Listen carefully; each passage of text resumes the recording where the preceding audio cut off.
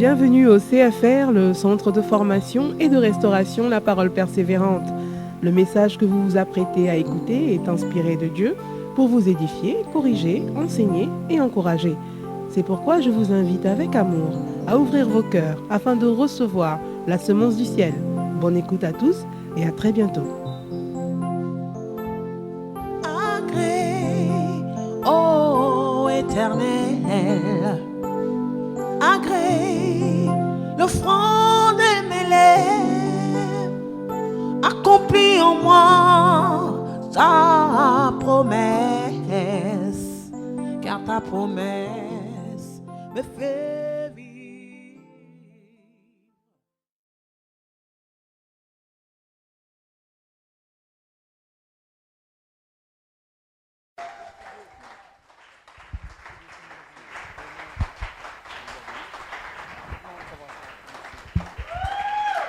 Oh, acclamons le Seigneur, il est digne de recevoir notre gloire.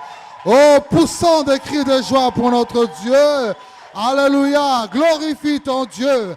Acclamons-le parce qu'il est appelé Emmanuel, il est appelé le prince de paix, il est appelé le roi de gloire, il est appelé le Dieu tout-puissant. Il mérite la louange. Gloire à ton nom, Seigneur. Amen.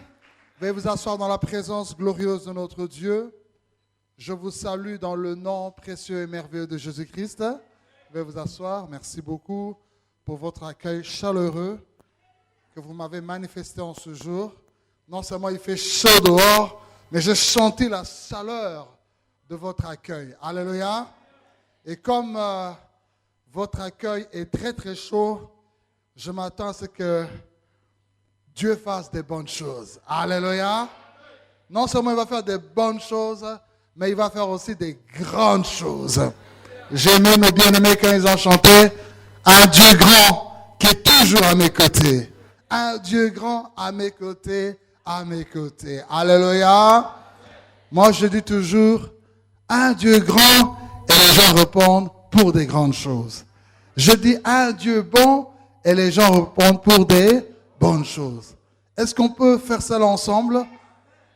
Quand je dirai « Un grand Dieu », tu diras pour des grandes choses. Et quand je dirai un Dieu bon, tu diras pour des bonnes choses. Et ce que tu dis, c'est ce qui arrivera. Alléluia.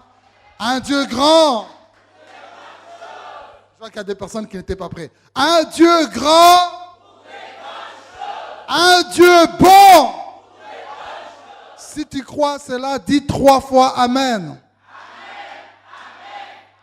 Acclame le Seigneur.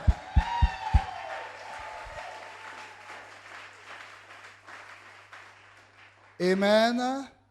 Je voudrais d'abord rendre grâce à Dieu pour ce privilège qui me permet d'être debout devant vous pour parler du Seigneur. Si je suis ici, c'est parce que Dieu m'a choisi depuis le ventre de ma mère. À l'âge de 17 ans, il a pris ma vie, il a pris ma jeunesse, il a donné un sens à ma vie et depuis lors, je suis fou de ce Dieu-là.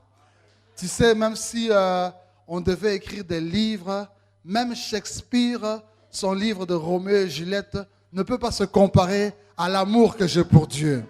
Même les producteurs de Hollywood qui ont fait le film de Titanic, qui ont fait Coup de foudre à Nothing Hill ou je ne sais quoi, ne peuvent pas comparer l'amour que j'ai pour ce Dieu-là.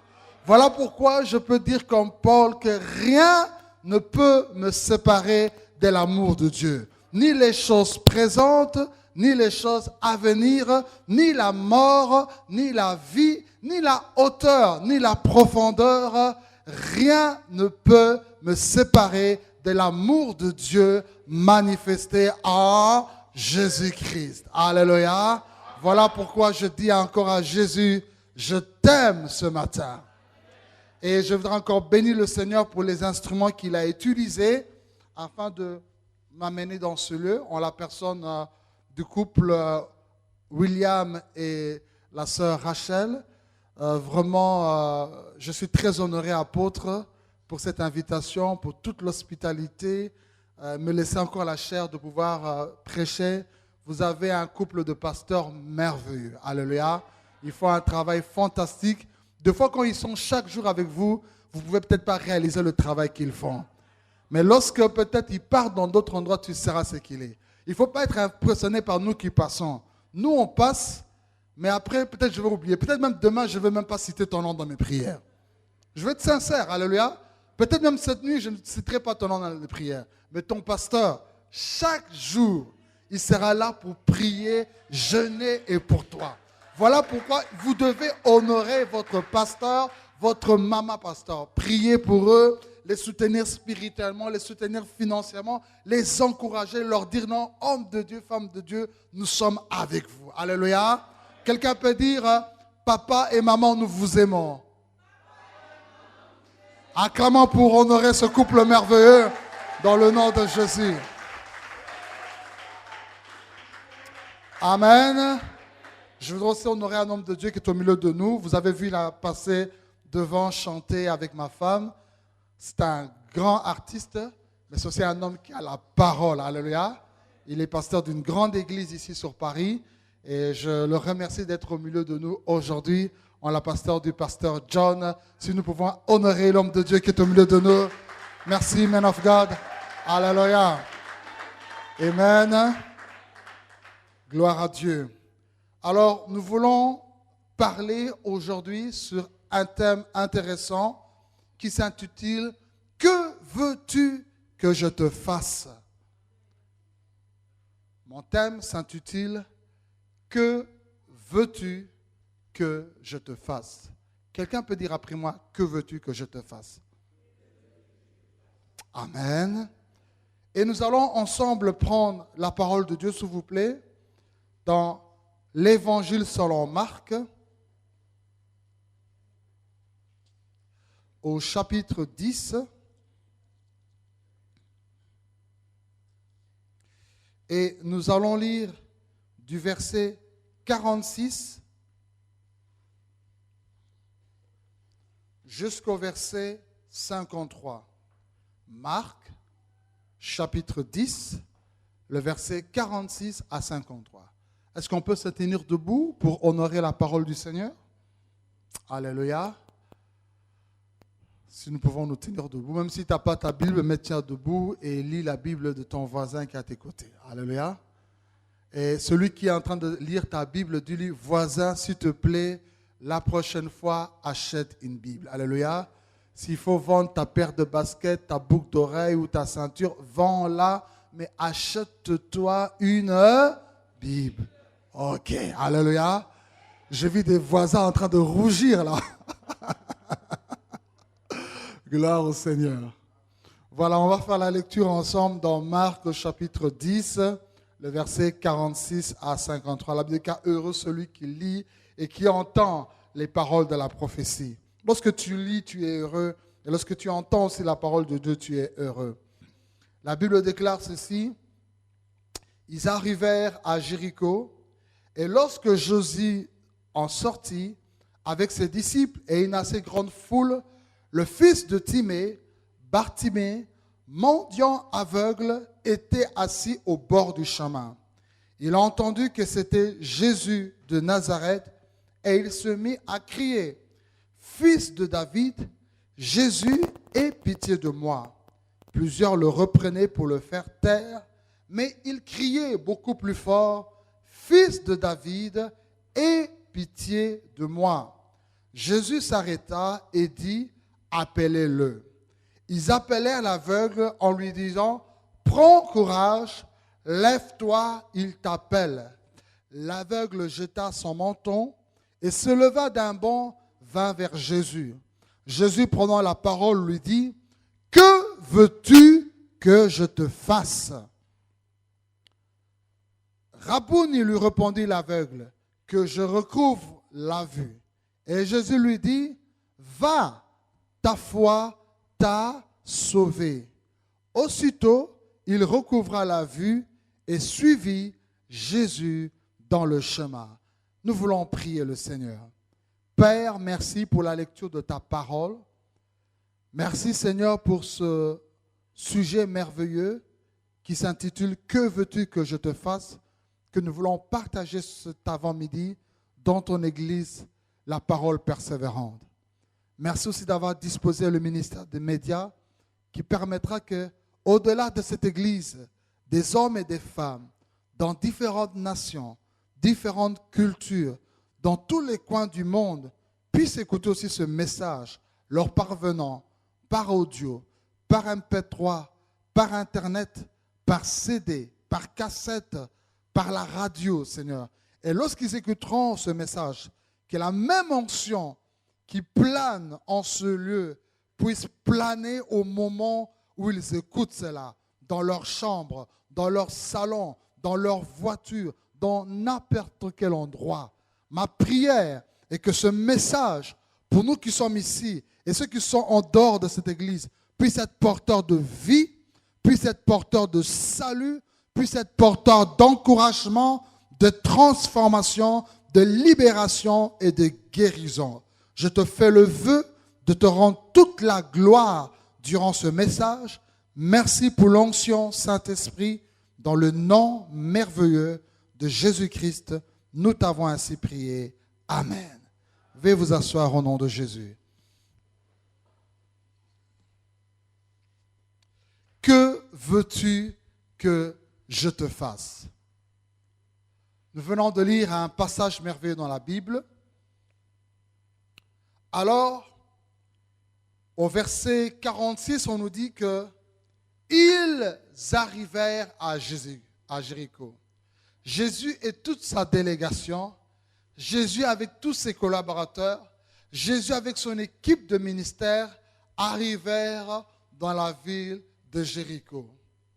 Je voudrais un peu faire une brève historique sur la ville de Jéricho. Pour ceux qui sont des lecteurs de la Bible, nous savons que Jéricho est l'une des villes que le peuple d'Israël a dû conquérir pour prendre possession de la terre promise qui avait été faite à leur père Abraham, Isaac et Jacob. Et pour chaque ville qu'ils devaient conquérir, Dieu donnait des stratégies spéciales à ses enfants. Et l'une des stratégies pour la ville de Jéricho, c'est que le Seigneur leur avait dit que ici, vous devrez me louer, parce que cette ville était barricadée des murailles tout autour. Impossible de franchir, impossible d'écrouler. Et Dieu leur a dit, pendant 7 jours, vous allez pouvoir me louer. Et arrivé au 7e jour, vous allez 7 fois faire le tour de la muraille de Jéricho. Et après votre louange, ces murailles vont s'écrouler. Et le peuple a fait ce que le Seigneur leur a demandé. Ils ont chanté, ils ont poussé des cris de joie, ils ont loué avec les instruments. Et ce que Dieu avait dit est arrivé. Par leur louange, les murailles se sont écroulées et le peuple est entré dans la ville. Ils ont pris possession de cette ville. Ils ont exterminé les nations qui étaient là. Ils ont pris les biens qui étaient là. Il y a eu seulement qu'une famille qui a été épargnée, qui était la famille de Rahab, la prostituée, parce qu'auparavant, lorsque des Égyptiens israélites étaient partis dans cette ville pour l'explorer, cette femme a eu la bienveillance de pouvoir protéger les envoyés qu'Israël avait amenés en exploration. Alors, lorsque ce peuple a pris cette ville, il y a eu quelque chose de spécial qui s'est passé. Et je voudrais lire avec vous, par parenthèse, ce qui s'est passé dans le livre de Josué, chapitre 6, le verset 26.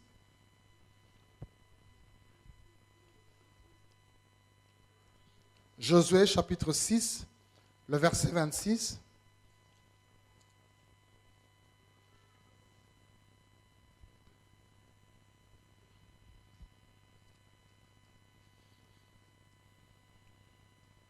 Alléluia. Il est écrit, « Ce fut alors que Josué jura en disant, « Maudit soit devant l'Éternel l'homme qui se lèvera pour rebâtir cette ville de Jéricho. Il en jettera les fondements au prix de son premier-né, et il en posera les portes au prix de son plus jeune fils. » Jéricho a prononcé des paroles, mais alors des mauvaises paroles sur la ville de Jéricho. Josué plutôt. Alors, qu'est-ce qu'il a prononcé? Il a dit que non, la personne qui va essayer de rebâtir cette ville, il perdra son fils aîné et il perdra aussi son fils cadet. Et de génération en génération, cette parole est restée. Les gens étaient conscients que si nous essayons de rebâtir ces murailles, une malédiction va tomber sur nous. Alléluia. Et donc, la malédiction signifie parler du mal. Amen. Et bien aimé, de nos jours, nous avons beaucoup de gens, tu le vois en costume, tu le vois en cravate, tu le vois en voiture, mais sa vie a été bloquée à cause des paroles négatives qui ont été prononcées sur sa vie. Tu verras des jeunes filles qui ne se marient pas parce que lorsque sa maman l'a mis au monde, lui a dit que non, toi, tu me serviras. Tu sortiras avec beaucoup d'hommes pour que moi, je puisse avoir de l'argent. Et qu'est-ce qui se passe? Cette fille, lorsqu'elle grandit, elle ne se marie pas. Elle a des hommes, mais elle ne se marie pas. Elle se fait de l'argent et enrichit sa maman, mais en réalité, elle souffre de manière sentimentale. D'autres personnes, vous êtes ici, tu as peut-être un proche qui est resté en Afrique ou un proche qui est resté en Guadeloupe. Cette personne, parce qu'elle a de la haine pour toi, déclare, moi, si réellement je suis son oncle ou je suis sa tante, cet homme, cette femme ne réussira pas. Parce que depuis qu'il est parti à Paris, il n'a rien fait pour moi. Et qu'est-ce qui se passe?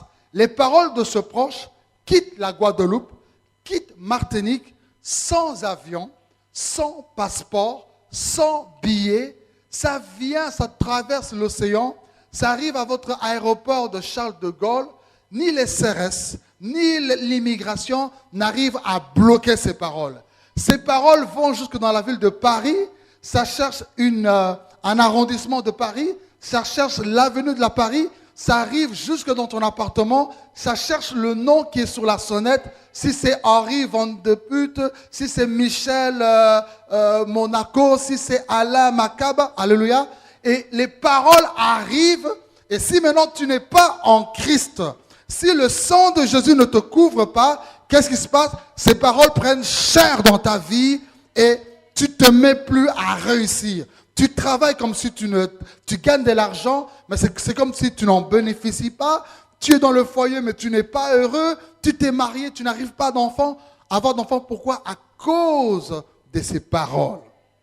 Et Jésus est entré dans cette ville dans laquelle des paroles négatives ont été prononcées. Mais laissez-moi vous dire, il y a parole et parole. Il y a des paroles inférieures, il y a des paroles moyennes, mais aussi des paroles supérieures. Quand des paroles démoniaques ont été prononcées sur ta vie, tu as besoin des paroles supérieures être prononcées sur ta vie. Alléluia.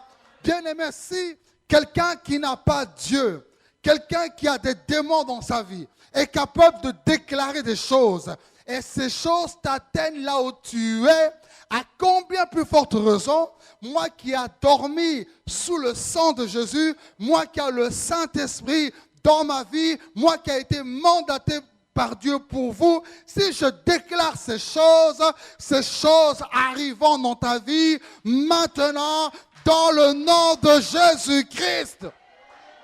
Alléluia. J'ai des choses glorieuses à te prononcer aujourd'hui.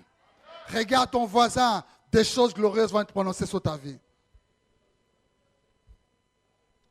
Lis avec moi Psaume 87, le verset 3. Psaume 87, le verset 3. La Bible déclare ceci dans Psaume 87, le verset 3. Des choses glorieuses ont été dites sur toi, ville de Dieu. Je répète, des choses. Je ne sais pas si c'est 3, 4, 5 ou 6, mais des choses. Et non pas des choses négatives, non pas des choses médiocres, mais des choses glorieuses ont été dites sur toi, ville de Dieu. Alléluia. je veux que tu remplaces le mot ville de Dieu par ton propre nom.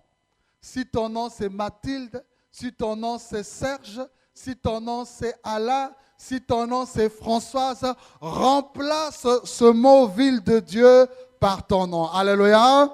On peut le dire ensemble. Des choses glorieuses ont été dites sur moi, David. Est-ce qu'on peut recommencer? Des choses glorieuses ont été dites sur moi, David. Une troisième fois, des choses glorieuses ont été dites sur moi, David. Alléluia!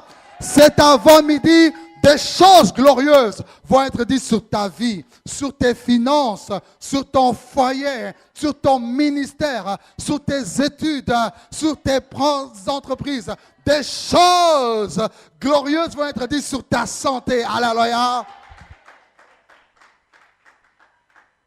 Et parce qu'il y a des paroles supérieures et supérieures, quand Jésus est entré à Jéricho, par la foi, je le crois, Jésus a dit des choses glorieuses sur Jéricho. La preuve est que lorsqu'il est sorti, une foule nombreuse le suivait. Quoi qu'il y avait la malédiction, mais quand Jésus entre, la malédiction se change en bénédiction. Là où il y a la maladie change en guérison. Là où il y a la pauvreté change en richesse.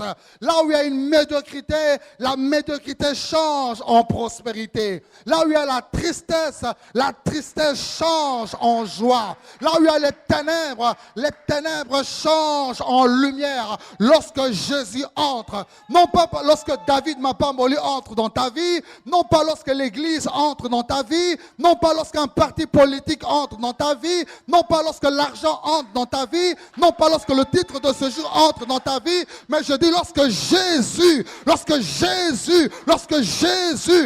Jésus-Christ entre dans ta vie, tu ne peux plus rester la même personne. Les choses doivent changer. Alléluia. Jésus veut visiter la vie de quelqu'un cet avant-midi. Et la Bible déclare que lorsque Jésus sortit, une grande foule le suivait et les disciples aussi le suivaient. Dans la catégorie des gens qui suivaient Jésus, on distingue deux groupes. Un groupe qui est la foule et un groupe qui sont les disciples. Vous savez, la foule, elle est toujours prête à suivre Jésus lorsque Jésus fait des miracles, lorsque Jésus guérit, lorsque Jésus sauve. Mais lorsque des choses dures arrivent, la foule fuit. La même foule qui avait dit « Hosanna, béni soit celui qui vient au nom du Seigneur », c'est la même foule qui a crié « Crucifiez-le, crucifiez-le, crucifiez-le ». Cette foule est venue en disant qu'on a faim. Jésus a multiplié le pain et ils ont mangé. Et après, Jésus leur a dit, écoutez, vous avez mangé de ce pain, mais ce pain périra. Moi, je suis le véritable pain. Celui qui me mange n'aura plus jamais faim. Je suis le pain qui vient du ciel. Et c'était trop dur pour eux. Ils se sont dit, mais ça c'est quoi? C'est de la sorcellerie? C'est du cannabis, on devient des cannibales pour manger la chair de cet homme. Non, pas possible. On va le quitter. Ils voulaient le pain, mais ils ne voulaient pas celui qui est le pain de vie. Les gens veulent le miracle, mais ils ne veulent pas recevoir celui qui est le faiseur de miracles dans leur vie. Les gens courent après les dons spirituels, mais ne rejettent celui qui est le donateur des dons spirituels. Les gens désirent, je veux me marier, mais ils ne veulent pas recevoir celui qui est l'artisan du mariage. Les gens désirent la bénédiction, mais ils ne désirent pas celui qui est la source de la bénédiction. Alors quand tous ces gens ont fui, Jésus se retourne et il voit qu'il y a un groupe de gens qui restent avec lui, ses disciples. Il leur dit, mais vous ne partez pas avec eux. Il leur répondit, Seigneur, où irons-nous? Car tu as les paroles qui nous donne la vie. Apôtre, ne sois pas impressionné par la foule. Quand tu es sérieux, quand tu te consacres à Dieu, que tu veuilles ou tu ne veuilles pas, la foule viendra. Mais au-delà de la foule, ce que nous recherchons, ce sont les disciples. La foule peut t'acclamer aujourd'hui, mais demain ils vont te critiquer. La foule peut te soutenir aujourd'hui, mais demain ils vont se réunir pour te détruire. Mais les disciples, ils seront toujours là. Ils diront, où irons-nous? Parce qu'ici, nous avons la parole qui nous donne la vie. Où irons-nous? Parce qu'ici, nous avons la parole qui nous donne la vie. Regarde ton voisin, fais-lui un high five et dis-lui, voisin, es-tu dans la foule ou bien es-tu un disciple? Fais-lui un high five. Fais-lui un high five, s'il te plaît. Hallelujah. Fais-lui un high five, s'il te plaît. Alléluia.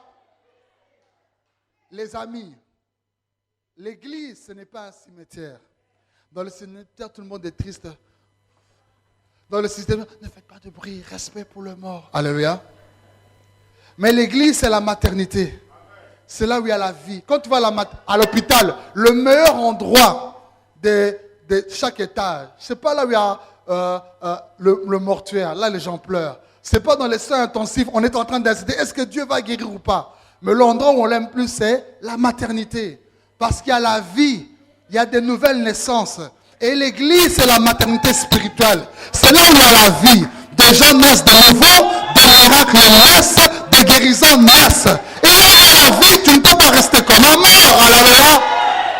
Ici à l'église, tu ne bouges pas.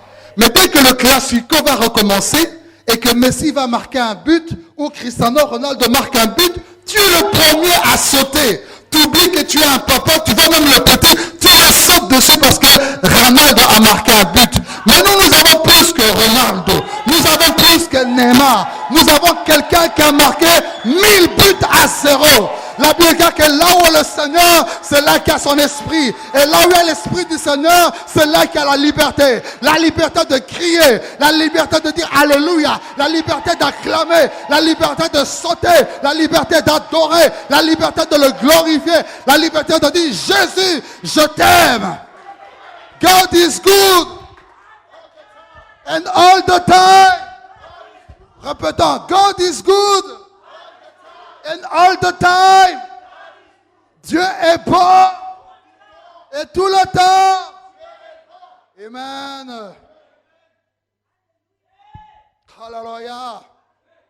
Alors que Jésus sortait dans la gloire avec tous ces gens, il y avait un homme au nom de Bartimée.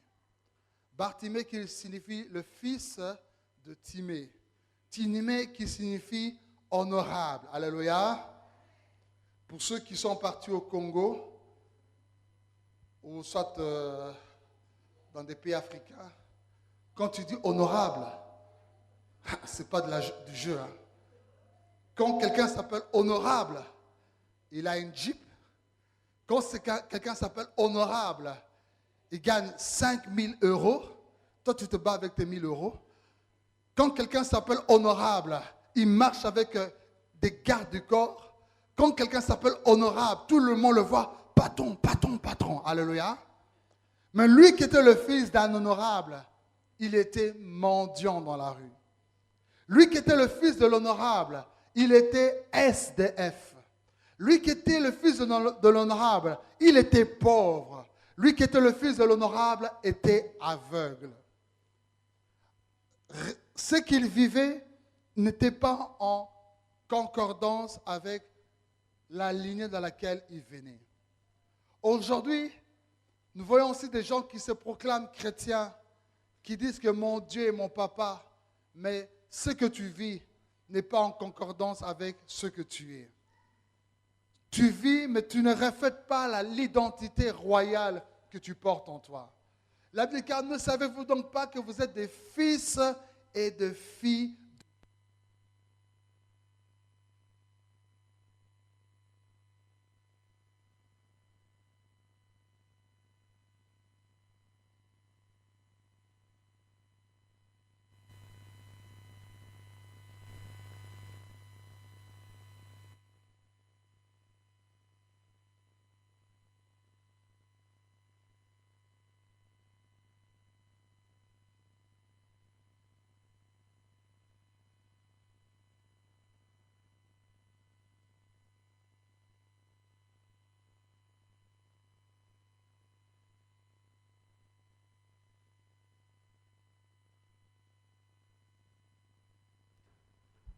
Alléluia. Merci.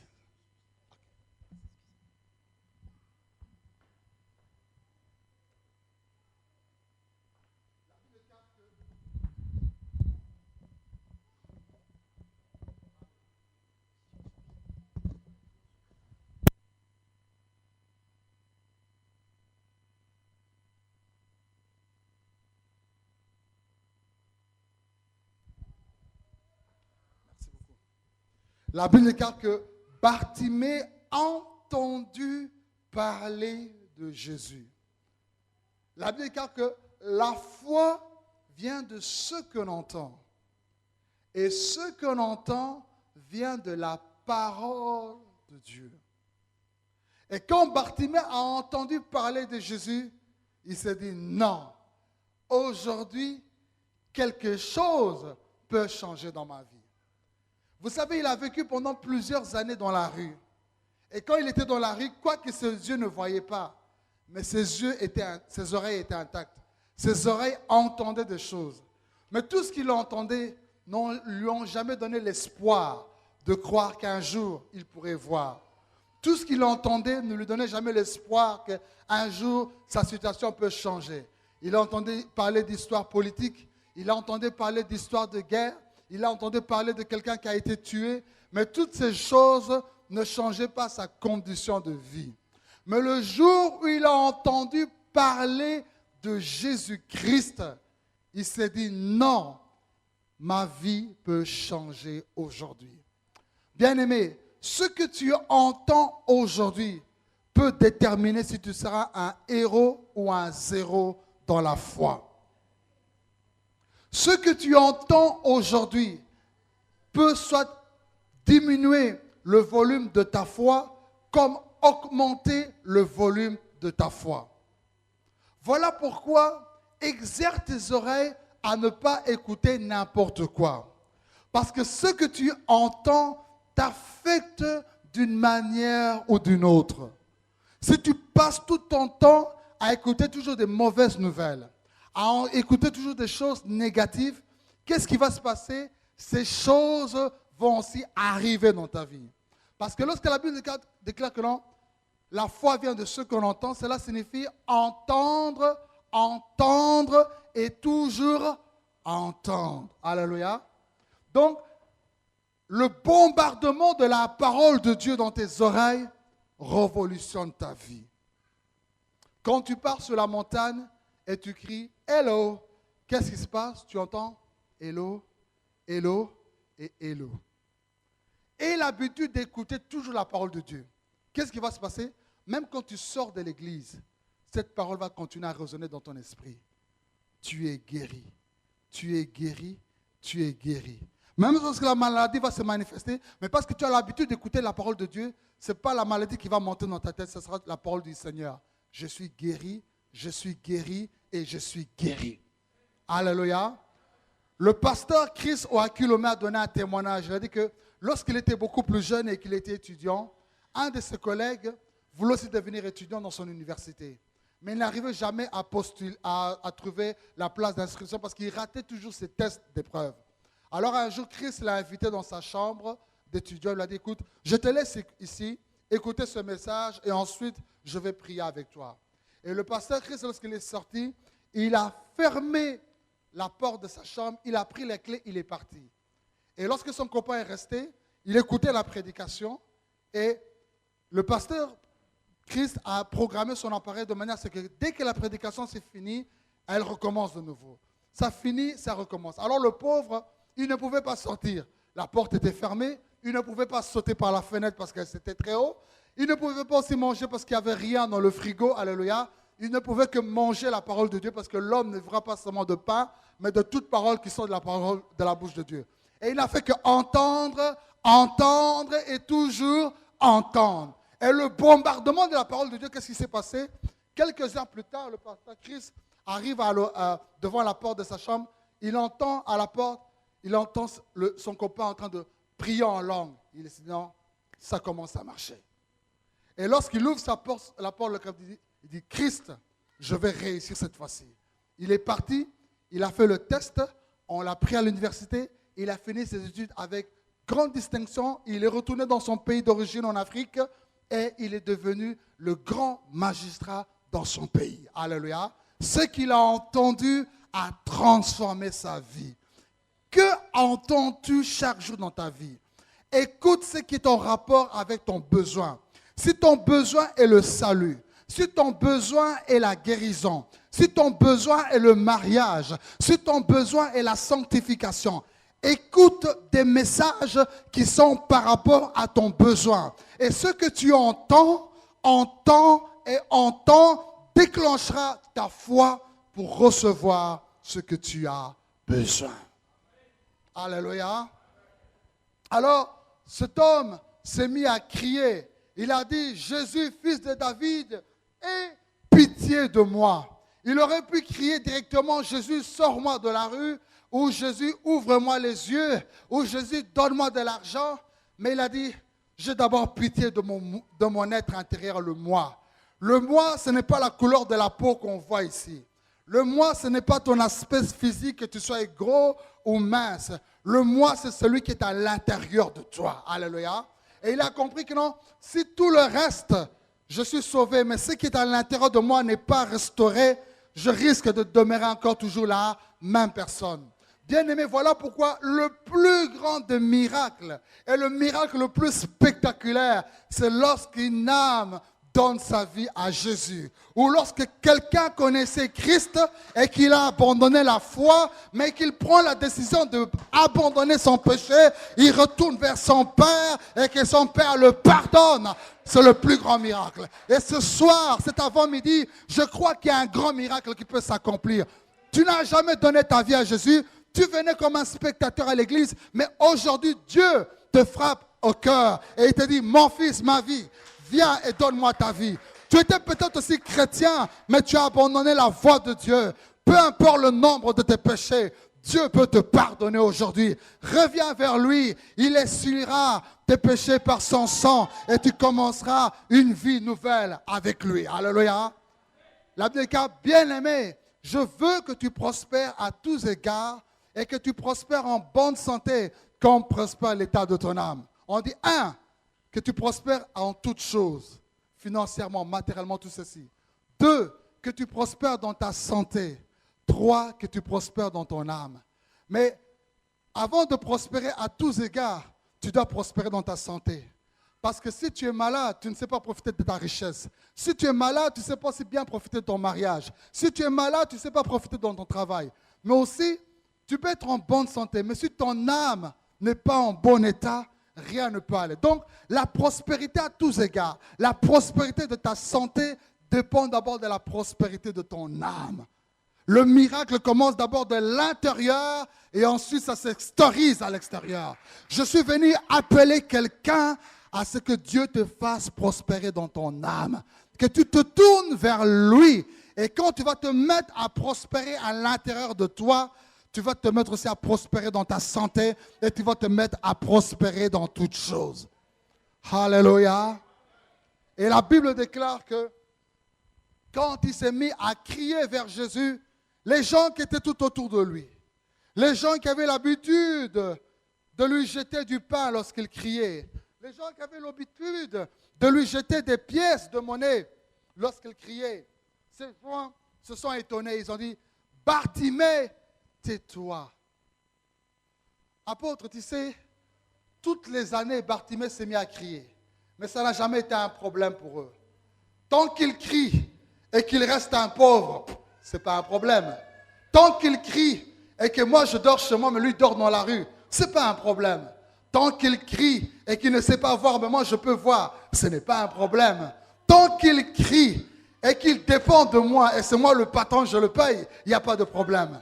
Mais le jour où Bartimée a dit, je veux crier, pour ne plus être aveugle, je veux voir aussi comme tout le monde. J'ai le droit d'être aussi heureux sur la terre. Je veux crier pour ne plus être dans la rue. Je veux crier pour ne plus être un pauvre. Je veux crier pour ne plus dépendre des gens. C'est devenu un problème pour la foule. Et les gens ont dit, tais-toi, reste là où tu es. Bien-aimé, les gens n'aiment pas ton bonheur. Il y a certaines personnes qui te fréquentent, qui te téléphonent, qui rigolent avec toi parce que tu es encore dans le malheur, parce que tu es encore dans la souffrance, parce que tu es encore dans la pauvreté. Le jour où Dieu va commencer à te bénir, tu vas commencer à monter, tu vas réellement savoir si cette personne t'aime. Vous savez, il y avait des gens qui étaient avec moi parce qu'ils me voyaient malheureux. Mais lorsque Dieu a commencé à me faire monter, j'ai commencé à découvrir le cœur de certaines personnes. Il y a d'autres personnes, tant que tu dépends de lui, il est ton ami. Tant que tu es plus bas que lui, il est ton ami. Tant que lui, il est au-dessus de toi, il est ton ami. Mais le jour où Dieu t'élève, le jour où tu prospères, tu deviens un problème pour eux. Ils s'opposent à toi. Ils veulent te décourager. Alléluia. Quand un miracle commence, il y a toujours une opposition. Quand tu vois le combat, n'aie pas peur. Sache-le qu'un miracle est en train de naître. Le miracle naît toujours autour des combats. Faites attention à tous ceux qui ont des ministères de découragement. Je parlais même avec ma femme. Nous sommes partis l'année passée dans une église en Suisse. Le pasteur me dit, pasteur, tu vois cette sœur-là? Elle est venue à l'église, mais durant toute la semaine, c'est elle qui a téléphoné à tout le monde pour les décourager de venir à l'église. Mais le dimanche, tu la vois là à l'église. Vendredi seulement, je prêchais chez le docteur Samuel. Lui-même dit, pasteur, tu vois la sœur là, je vais la chasser de l'église. Moi je dis, pasteur, pourquoi? Toute cette semaine, c'est le M23. Vous connaissez le M23 au Congo? Alléluia. Elle a découragé tout le monde pour venir à l'église, mais elle-même, elle vient à la veille. J'interpelle dans cette église tous ceux qui ont des ministères de découragement. Décourager les gens à soutenir cette église. Décourager les gens à venir à l'église. Décourager les gens à honorer leur pasteur. Décourager les gens à donner leur dîme. Décourager les gens à servir le Seigneur. Faites attention. Dieu vous frappera. Alléluia. Regarde ton voisin, dis, voisin, as-tu un ministère de découragement?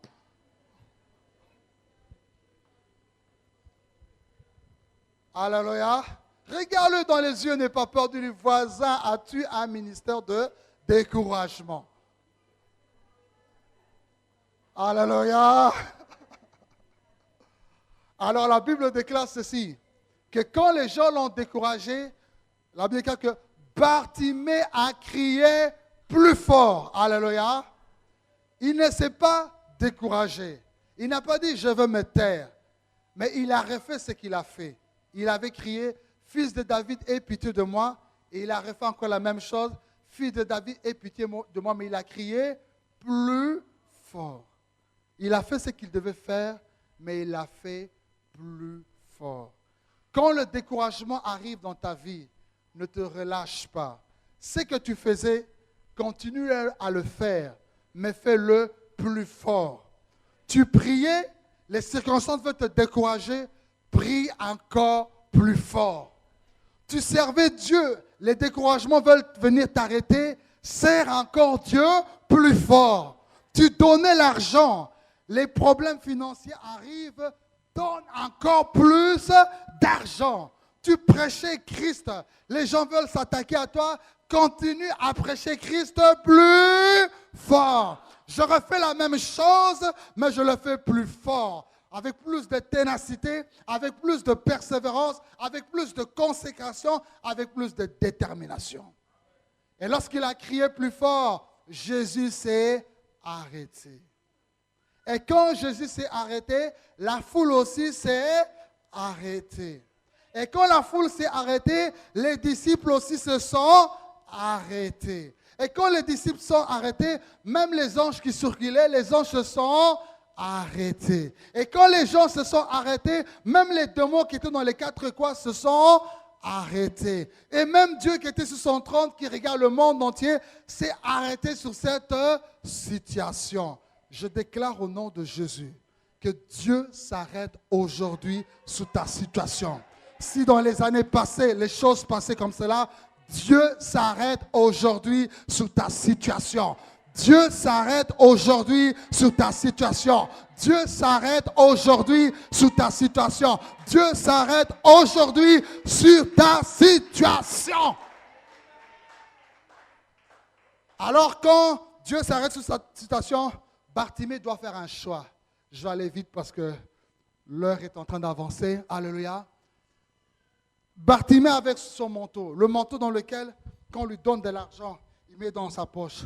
Quand on lui donne du pain, il met dans sa poche. Tout ça, il met dans sa poche. Mais maintenant, pour se mettre debout, aller vers Jésus, il devait faire un choix. Soit il reste avec son manteau, mais toujours pauvre, toujours aveugle, toujours malade. Soit il abandonne son manteau et il va vers Jésus. Bien-aimé, la vie est faite de choix. Ce matin, je me suis réveillé très tôt, non seulement pour prier, pour aller déjeuner à l'hôtel où le pasteur s'était mis, mais je me suis aussi réveillé pour faire un choix sur ce que je vais porter aujourd'hui. Je disais, qu'est-ce que je vais porter? La veste avec une chemise jaune?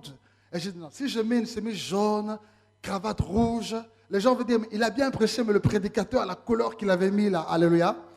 Mais aujourd'hui, si quelqu'un dit, il a bien prêché, mais il est aussi bien propre, qu'est-ce qui va se passer? C'est la conséquence du choix que j'ai fait. Alléluia. Ce que tu seras demain dépend des décisions que tu prends aujourd'hui. Je suis venu dire à quelqu'un, ton malheur ou ton bonheur du futur dépend de la décision que tu prends aujourd'hui. Le monde est fait de décisions. Ce que tu choisis peut t'abaisser comme t'élever. Ce que tu choisis peut te donner la mort ou la vie. Ce que tu choisis peut attirer la bénédiction ou la malédiction. Ce que tu choisis comme amis peuvent te faire monter ou te faire descendre. Ce que tu choisis comme destination peut te propulser ou soit t'enterrer. Il devait faire le choix. Le manteau est là, mais je serai toujours aveugle. Mais si je le choisis lui, j'irai. Le manteau était bien, mais c'était une bénédiction qui le faisait toujours souffrir. Voilà pourquoi la Bible dit que c'est la bénédiction de l'Éternel qui enrichit et ne fait suivre d'aucun chagrin. Quand Dieu bénit, ça t'enrichit. Quand Dieu bénit, ça te fait rire. Mais quand le diable te bénit, il t'appauvrit. Quand le diable te bénit, il te fait pleurer. Aujourd'hui, certaines personnes doivent abandonner leur manteau. Ce manteau-là, peut-être, c'est le mari d'autrui avec lequel tu te promènes jusqu'aujourd'hui. Ce mari d'autrui te donne des vêtements. Ce mari d'autrui te paye ton logement. Mais c'est une bénédiction qui va te faire mourir un jour. Abandonne ce manteau-là et va vers Jésus. Il te donne la bénédiction qui t'enrichira et qui ne te fera pas pleurer. Ce manteau-là peut être la drogue. La drogue peut te donner de belles voitures. La drogue peut te donner de belles gonzesses.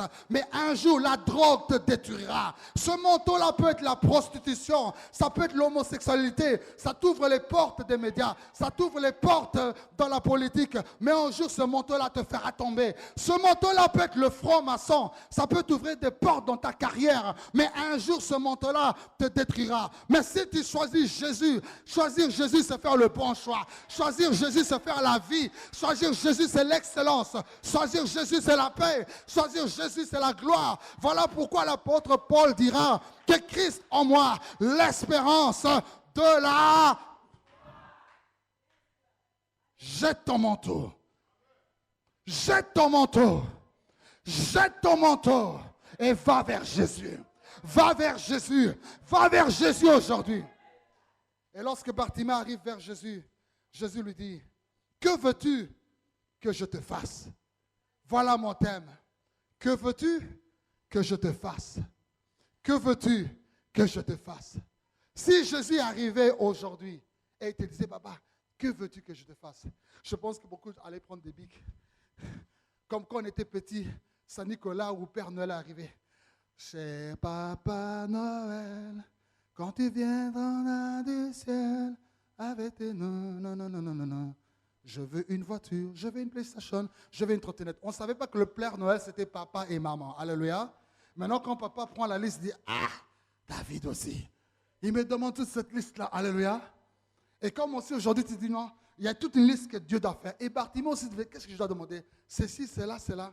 Bartimée a réfléchi, a dit non, Seigneur, que je vois. Si je vois, je ne serai plus dans la rue. Si je vois, je ne mendirai plus. Si je vois, je vais commencer à travailler. Si je vois, je verrai la femme de ma vie. Si je vois, je peux te servir. Il a compris que ce miracle, serait la porte d'ouverture d'autres miracles.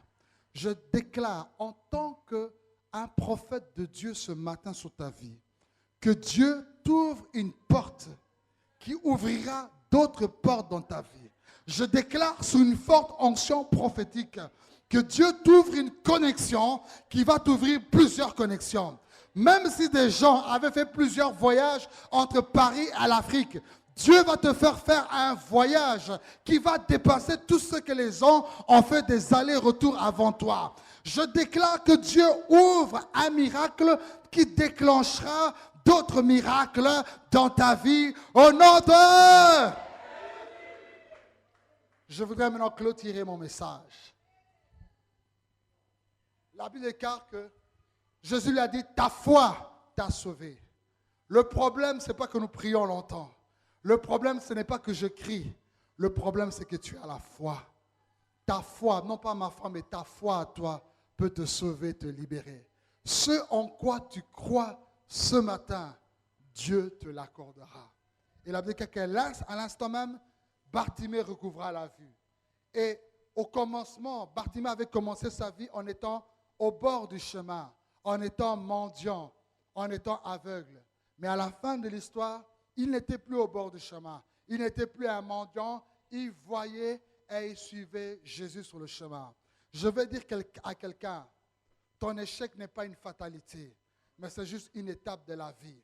Tu peux commencer petit, mais tu n'es pas appelé à finir petit. Même s'il y a eu des problèmes au début de ta vie, mais Job a dit, mon Rédempteur est vivant et il s'élèvera le dernier dans ma vie. Peu importe l'étape de ta vie, sache-le que le metteur en scène de ta vie, c'est le Seigneur. Ce que tu ne vis, ce n'est qu'une virgule ou un point d'interrogation. Mais la seule personne qui peut mettre un point final dans ta vie, c'est le Seigneur. Tant que ta foi n'est pas finie, rien n'est encore fini dans ta vie. Que Dieu bénisse sa parole. Tenons-nous debout. Alléluia. Alléluia. Je voudrais que tu élèves tes mains, commence à adorer le Seigneur pour cette parole qui vient de t'adresser cet après-midi. Dis-lui merci pour cette parole. Que veux-tu que je te fasse? Commençons à élever sa voix et remercions-le. Alléluia. Commence à prier le Seigneur. Commence à prier le Seigneur. Commence à le remercier. Commence à le remercier pour cette parole. Alléluia. Oh, gloire à toi, Seigneur Jésus. Pendant que mes bien-aimés vont chanter un chant, je voudrais prier pour quelqu'un aujourd'hui. Pendant que mes bien-aimés vont chanter tantôt, je voudrais prier pour quelqu'un aujourd'hui. Dieu dit, que veux-tu que je te fasse? Bartimée, pour lui, c'était, Seigneur, que je recouvre la vue. Et recouvrir la vue était l'agent déclencheur de tous ces problèmes. Aujourd'hui, tu as aussi quelque chose que tu as besoin que Dieu fasse. Là où tu es, viens. Dieu m'a oint pour toi ce matin.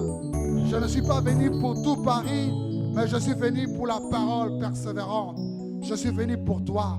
Je ne suis pas venu pour ton voisin ou ta voisine, mais je suis venu pour toi. Là où tu es, ce que tu veux que Dieu fasse dans ta vie, tu peux avancer ici devant pendant qu'on est en train de chanter. Merci, chantons, alléluia. Avancez, alléluia, gloire à ton nom, Jésus.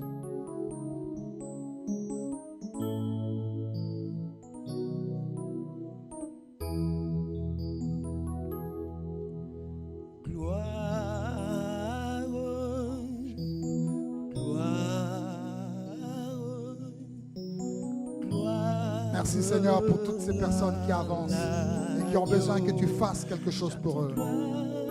Merci Jésus. Merci pour chaque frère, pour chaque soeur, pour chaque papa, chaque maman, chaque famille, chaque couple, pour chaque jeune homme, chaque jeune femme, pour chaque enfant qui passe devant. Ce n'est pas devant un homme que tu passes, mais devant Dieu. Alléluia. Et digne Jésus. de régner, l'agneau est souverain.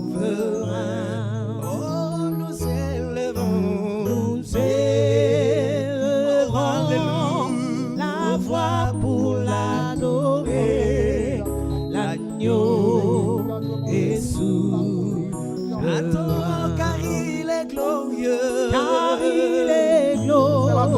demander selon ta foi. Reçois-le au nom de est Jésus. digne de régner. L'agneau est souverain. Nous élevons, Reçois cela au nom de Jésus. la voix pour l'adorer. L'agneau est souverain. Reçois cela au nom de Jésus. L'agneau est souverain. Oh, l'agneau de Dieu est souverain. L'agneau est Reçois ton miracle maintenant Oh, au l'agneau nom de de Jésus. Dieu est souverain. L'agneau est Jésus-Christ souverain. est souverain. Reçois ton miracle maintenant au nom de Jésus. Le roi de rois est souverain. L'agneau est Reçois L'agneau maintenant ton miracle au nom de Jésus. est souverain. Reçois ton miracle maintenant. L'agneau est souverain. Jésus-Christ est souverain. L'agneau est Reçois ton miracle maintenant Le au roi de nom rois de Jésus. est souverain. L'agneau est souverain. Reçois ton miracle maintenant au nom de Jésus. L'agneau est souverain. Le Tout-Puissant est souverain. L'agneau est Reçois ton miracle au nom de Jésus. Dieu est souverain. L'agneau est souverain. Miracle au nom de Jésus. Est souverain. Reçois ton miracle L'agneau maintenant au nom est de Jésus. Oh, le Tout-Puissant est souverain. L'agneau est Reçois ton miracle au nom de Jésus. souverain. est souverain. L'agneau est souverain.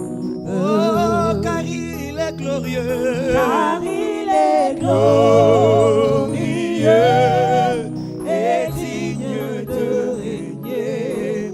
L'agneau est souverain. Élève tes mains avec moi. Élève tes mains avec moi. Pendant que je prêchais, j'avais dit il faut jeter le manteau. Il y a des personnes dans cette salle qui doivent jeter leur manteau. Dieu te demande de faire un choix. Ce manteau peut être la cigarette, ça peut être la drogue, ça peut être une connexion que tu as avec un homme. Cette union ne plaît pas au Seigneur, ou avec une femme. Le Seigneur te dit de jeter cela. Arrête de sortir avec le mari d'autrui. Arrête de sortir avec cette femme qui n'est pas ta femme. Arrête avec la drogue. Jette ce manteau et va vers Jésus aujourd'hui. Je ne vais pas te demander de passer devant, mais je prie que tu prennes cette décision pendant que je parle dans ton cœur. Prends la décision de jeter ce manteau et va vers Jésus. Je vais prier maintenant pour toute la foule ensemble et pour tous ceux qui nous ont suivis au travers ce message par les médias. Seigneur, merci pour le peuple présent aujourd'hui dans la parole persévérante à Paris. Et merci pour tous les hommes et les femmes qui nous suivent dans le monde entier au travers ce message sur leur MP3, sur leur Internet, sur leur CD audio. Le Dieu qui a visité Bartimée, qu'il les visite aussi aujourd'hui.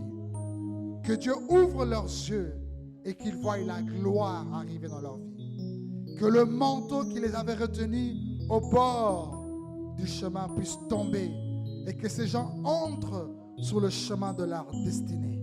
Je crois que le Dieu qui a guéri l'aveuglement, guéri cet après-midi l'asthme, guéri aujourd'hui quelqu'un du cancer, guéri quelqu'un aujourd'hui de la stérilité, guéri quelqu'un aujourd'hui d'une tumeur, guéri quelqu'un d'un rhumatisme, d'une paralysie au nom de Jésus. L'Éternel qui a fait sortir un homme de la rue et a fait de lui maintenant un citoyen comme toute personne. Dieu est capable de te faire monter de niveau social. Dieu peut te faire quitter de sans-papiers et que tu sois légal dans ce pays. Dieu peut te faire quitter de locataire et que tu deviennes propriétaire. Dieu peut te faire quitter de la basse classe pour monter à la haute classe. Reçois ton élévation au nom de Jésus. Merci Seigneur, que toute la gloire te soit rendue. Et merci parce que ce que tu